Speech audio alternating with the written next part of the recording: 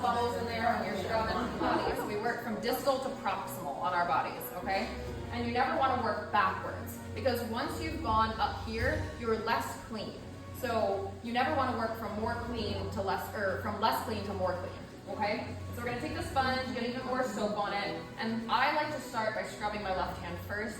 It's personal preference, okay? So we're going to scrub each side of our finger. You didn't know this before, but your finger has 4 sides according to the rules of scrubbing in, okay? And each side deserves its own attention. And that attention is going to be 10 scrubs each, okay? So the side of my thumb is going to get 10 scrubs. Then the back of my thumb is going to get 10 scrubs. And then the middle side of my thumb is going to get 10 scrubs. And then the palm side of my thumb is going to get 10 scrubs. And we're going to do that on every single finger you have, okay?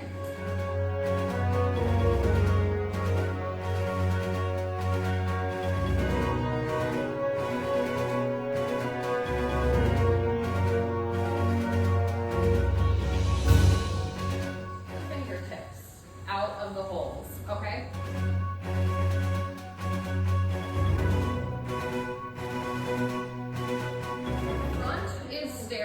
The front of your body is sterile, the back of your body is not sterile. Despite the fact that you're wearing a gown, you can kind of tell it's open in the back, right? So it doesn't fully cover us. The back is not sterile. So I can't touch my back and nothing that I'm holding can cross my back. So I can't put my hands around the back of me. They have to stay in front. So in order to tie this tie goes all the way around you, but I can't put my hands around me, so I have to have help again. This is always a 2 to 3 person process, okay? So I would walk up to my scrub tech and I would say, hey, do you want to dance with me? And they would say, yeah, I'd love to dance with you, absolutely. And what that means is they're going to help me close my gown, okay? So I take my left hand, and this is very specific, I take my left hand and I grab the left tie and I pull it out of here. And I don't let it drop on the floor or down below my waist, I just hold it, okay? So take the left tie out and hold the paper with your right hand.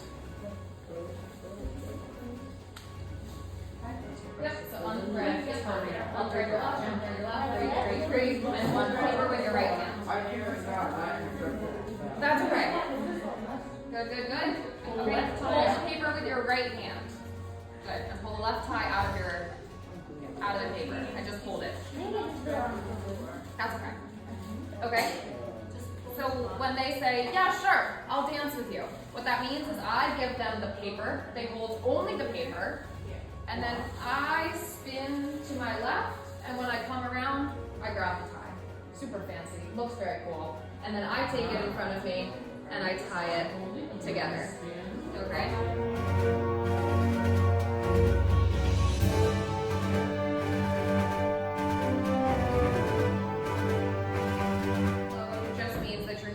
Is going to be going the way your palm is going. So if my palm's going this way, my needle tip is also going that way. So I want to load my needle driver actually very close to the back of the needle where the suture tail is coming off. So I want it to be, people typically say about 2/3, 1/3, and I want to load the needle on the very tip of my needle driver, almost as if it's going to fall off the needle driver. And the reasoning is because you actually have the best mechanics and dexterity when the needle is at the very, very end of your needle driver.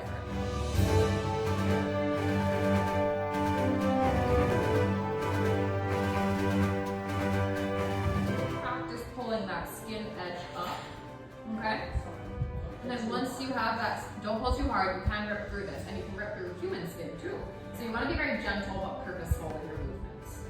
Okay? So I'm going to grab the skin, and I'm going to take my needle, and you always want your needle to enter the skin at a 90-degree angle. Otherwise it can tear. Okay? You don't want to tear someone's skin while you're trying to stitch back up.